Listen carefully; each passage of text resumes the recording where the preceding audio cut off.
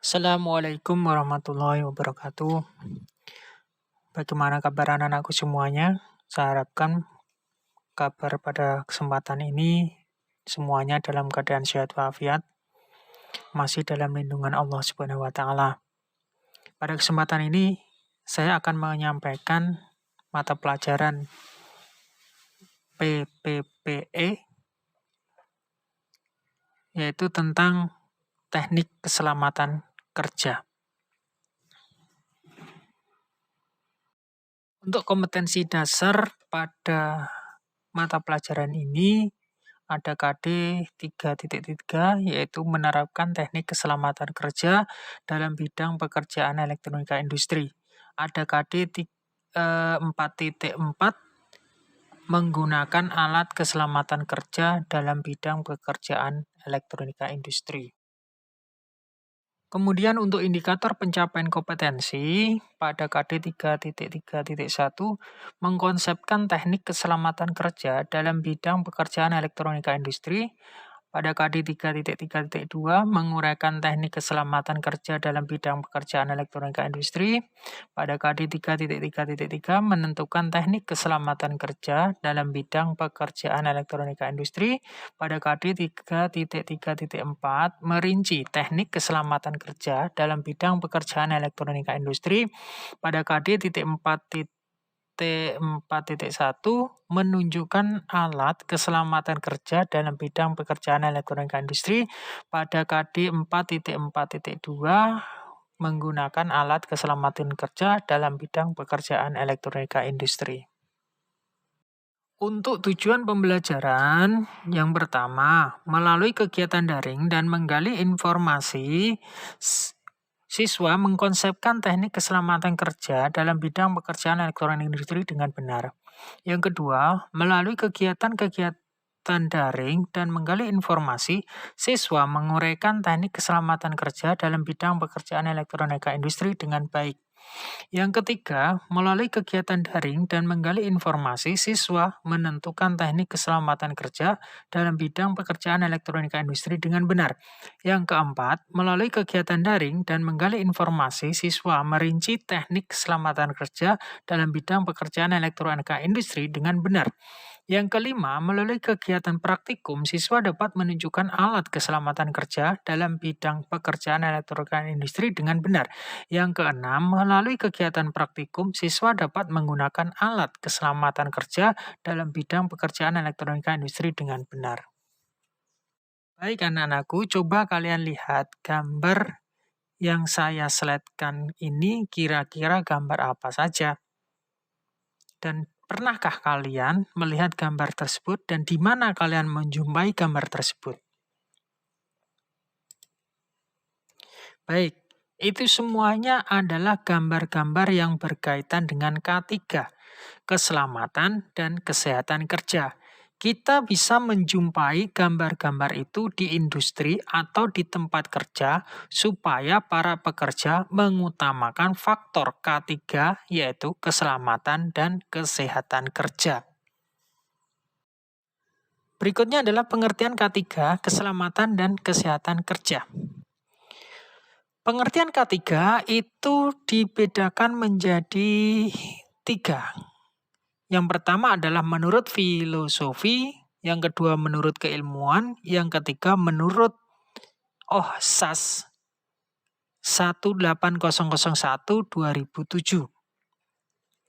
Menurut filosofi, keselamatan kerja K3 adalah suatu pemikiran dan upaya untuk menjamin kebutuhan dan kesempurnaan jasmani maupun rohani tenaga kerja, khususnya dan manusia pada umumnya, serta hasil karya dan budaya menuju masyarakat adil dan makmur. Sedangkan menurut keilmuan, keselamatan dan kesehatan kerja adalah semua ilmu dan penerapannya untuk mencegah terjadinya kecelakaan kerja, penyakit akibat kerja, kebakaran, peledakan, dan penyemaran lingkungan. Sedangkan menurut OHSAS, keselamatan kerja adalah semua kondisi dan faktor yang dapat berdampak pada keselamatan dan kesehatan kerja tenaga kerja maupun orang lain, seperti kontraktor, pemasok, pengunjung dan tamu di tempat kerja. Sekarang pengertian keselamatan kerja. Keselamatan kerja adalah keselamatan yang berkaitan dengan mesin, pesawat alat kerja, bahan dan proses pengolahannya, tempat kerja, dan lingkungannya, serta cara-cara melakukan pekerjaan. Keselamatan kerja juga merupakan sarana utama untuk mencegah kecelakaan, cacat, dan kematian sebagai akibat dari kecelakaan kerja.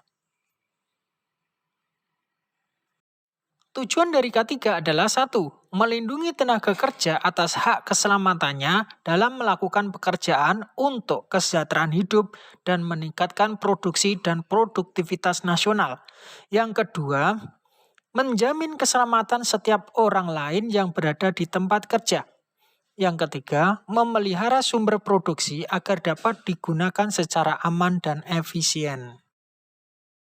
Kerugian akibat kecelakaan.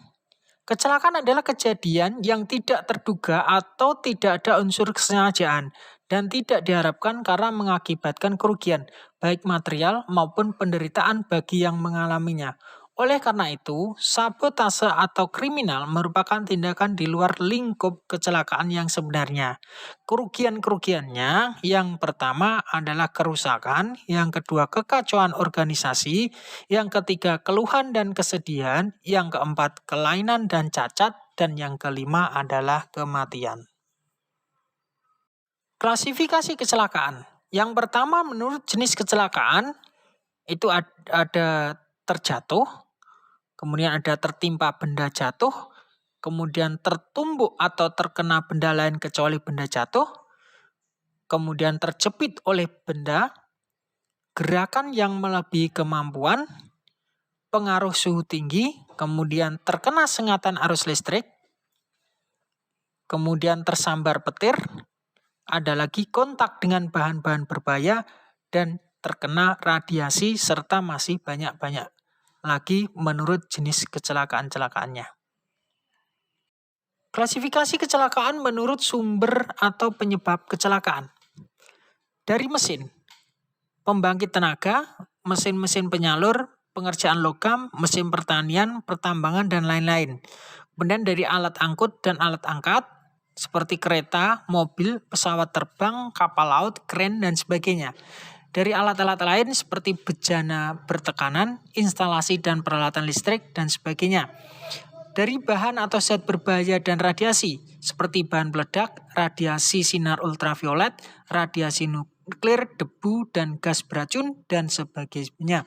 Kemudian dari lingkungan kerja, di dalam atau di luar gedung, dan di bawah tanah. Klasifikasi kecelakaan selanjutnya adalah menurut sifat luka atau kelainan, seperti patah tulang, memar, gegar otak, luka bakar, keracunan, mendadak, akibat cuaca, dan sebagainya. Pencegahan kecelakaan. Kecelakaan akibat kerja dapat dihindari dengan yang pertama, menerapkan peraturan perundang-undangan dengan penuh disiplin. Yang kedua, menerapkan standarisasi kerja yang telah digunakan secara resmi. Yang ketiga, melakukan pengawasan dengan baik. Yang keempat, memasang tanda-tanda peringatan. Yang kelima, melakukan pendidikan dan penyuluhan kepada masyarakat agar tumbuh kesadaran tentang pentingnya menghindari kecelakaan. Baik, berikutnya adalah penanggulangan kecelakaan. Penanggulangan kecelakaan yang pertama ada penanggulangan kebakaran.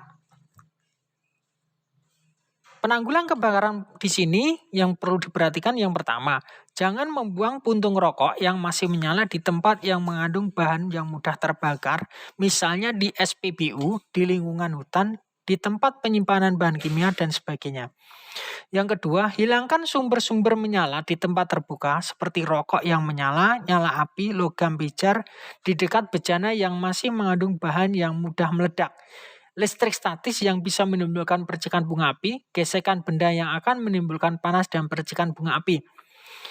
Yang ketiga, hindari awan debu yang mudah meledak dengan membangun pabrik bebas debu, pemasangan ventilasi yang baik, sehingga aliran debu bisa keluar dengan baik, menjaga lingkungan industri tetap bersih. Penanggulangan kebakaran di sini yaitu menggunakan alat pemadam kebakaran. Alat pemadam kebakaran dibedakan menjadi dua. Ada alat pemadam kebakaran yang terpasang tetap dan ada alat pemadam kebakaran yang dapat dibawa. Seperti gambar pada A ini menunjukkan sebuah almari di mana digunakan sebagai tempat penyimpanan peralatan pemadam kebakaran. Di situ ada sebuah pipa, tempat gunaan pipa yang untuk dialiri sedang di sebelah kanan ada.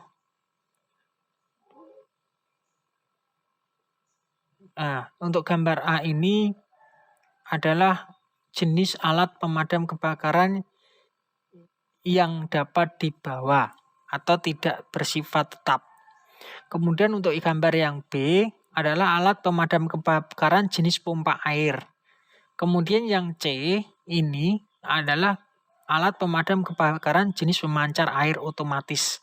Kalau yang gambar B dan C ini merupakan bersifat permanen atau tetap, tidak bisa dibawa kemana-mana. Tapi kalau gambar yang A ini adalah tidak bersifat permanen, artinya dia bisa dibawa kemana-mana. Penanggulangan kecelakaan. Penanggulangan kebakaran akibat instalasi listrik dan petir.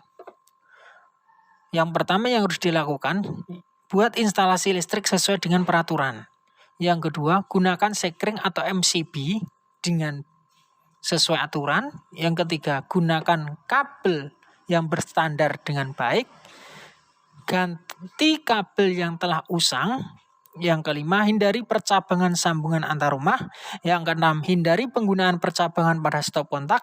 Yang ketujuh, lakukan pengukuran kontinuitas penghantar. Yang kedelapan, gunakan instalasi penyalur petir sesuai dengan standar. Penanggulangan kecelakaan. Penanggulangan kecelakaan di dalam lift. Yang pertama yang harus diperhatikan, pasang rambu-rambunya. Yang kedua, jangan memberi muatan lift yang berlebih. Terus ada lagi, jangan membawa sumber api terbuka. Terus kemudian jangan merokok dan membuang puntung rokok dalam lift. Yang terakhir, jika terjadi pemutusan listrik, maka lift akan berhenti di lantai terdekat dan pintu lift segera terbuka saat setelah berhenti. Segera keluar dari lift dan hati-hati. Penanggulangan kecelakaan terhadap zat berbahaya. Bahan-bahan berbahaya adalah bahan yang selama pembuatannya, pengolahannya, pengangkutannya, penyimpanannya, dan penggunaan dapat menimbulkan iritasi, kebakaran, bahkan ledakan. Nah, apa-apa saja bahan itu? Yang pertama ada bahan-bahan eksplosif, adalah bahan yang mudah meledak. Maka kalau bertemu dengan bahan-bahan eksplosif harus berhati-hati karena bahan ini bisa menyebabkan kecelakaan si pekerjanya. Kemudian bahan-bahan yang berbahaya yang kedua ada bahan yang mengoksidasi. Biasanya bahan ini kaya akan oksigen dan akan berisiko terjadi kebakaran. Terus kemudian yang ketiga ada bahan-bahan yang mudah terbakar. Dan yang keempat adalah bahan-bahan beracun. Itu adalah bahan-bahan yang perlu diperhatikan.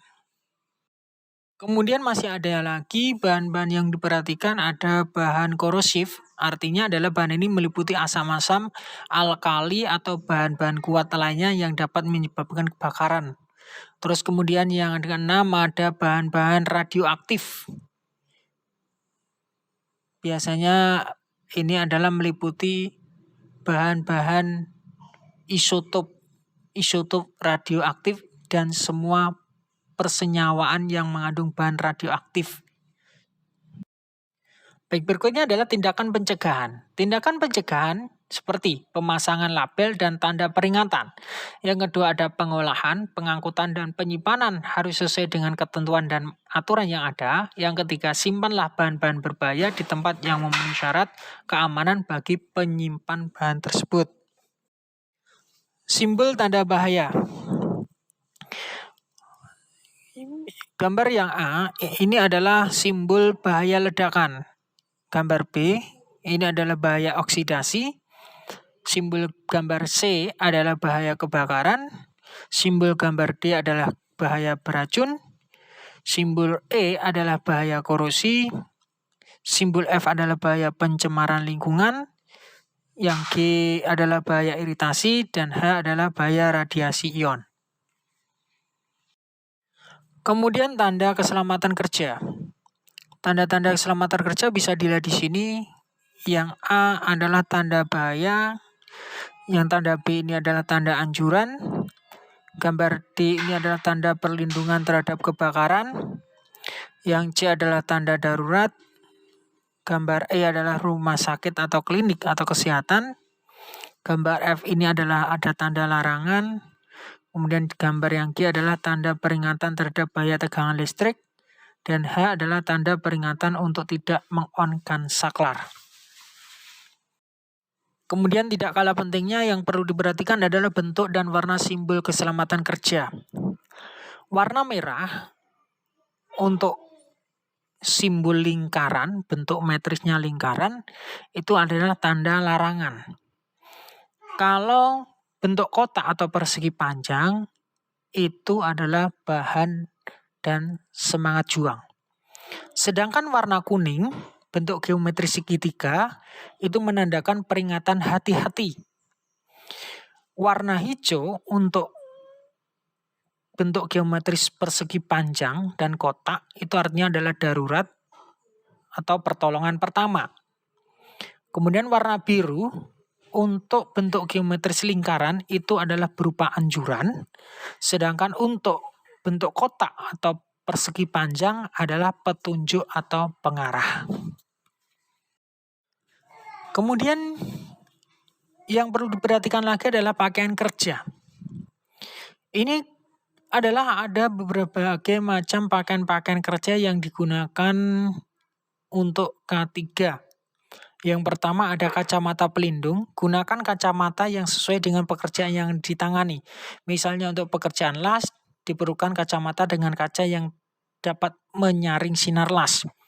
Kemudian kacamata renang digunakan untuk melindungi mata dari air dan zat-zat berbahaya yang mengandung di dalam air. Terus gambar yang kedua ada sepatu. Gunakan sepatu yang dapat melindungi kaki dari beban berat yang menimpa kaki. Paku atau benda-benda tajam, logam, benda pijar, dan lain-lainnya. Kemudian yang ketiga ada sarung tangan. Gunakan sarung tangan yang tidak menghalangi gerak jari dan tangan. Terus kemudian ada helm. Helm adalah gunakan topi yang dapat melindungi kepala dari tertimpa benda jatuh dan benda yang bergerak lainnya. Kemudian yang kelima ada alat pelindung telinga. Di sini tidak ada gambarnya ya. Kalau ada tambahannya adalah alat pelindung telinga. Di sini adalah melindungi pekerja dari kebisingan. Terus ada alat pelindung paru-paru seperti baju pelindung tanpa lengan ini untuk melindungi pekerja dari bahaya polusi udara, gas beracun dan kemudian dapat kekurangan oksigen. Di sini tidak ada di gambarnya. Ini nanti biasanya alat pelindung paru-paru ini dipakai untuk seperti masker. Ya, seperti masker yang dipakai untuk melindungi dari bahaya polusi udara. Terus ada alat pelindung lainnya seperti tali pengaman, melindungi pekerja dari kemungkinan jatuh. Nah, di sini ada baju pelindung tanpa lengan, baju pelindung lengan panjang. Untuk bajunya seperti ini yang dipakai. Baik, syarat-syarat pakaian kerja. Yang pertama, hindari pakaian yang terlalu longgar. Banyak tali, baju berdasi, baju sobek, kunci atau gelap berantai. Kemudian hindari pakaian dari bahan seluloid. Yang ketiga, hindari membawa atau menyimpan di kantong baju barang-barang yang runcing. Tujuan organisasi keselamatan kerja. Tujuan utama dibentuknya organisasi keselamatan kerja ialah untuk mengurangi tingkat kecelakaan, sakit, cacat, dan kematian akibat kerja dengan lingkungan kerja yang bersih, sehat, aman, dan nyaman. Organisasi bisa dibentuk di tingkat pemerintah, perusahaan, atau oleh kelompok atau serikat pekerja. Demikian anakku, apa yang bisa saya sampaikan dari materi PPPE pada KD 3.3. Sampai ketemu pada materi berikutnya. Selamat belajar, silahkan kalian pahami, kalian cermati. Wassalamualaikum warahmatullahi wabarakatuh.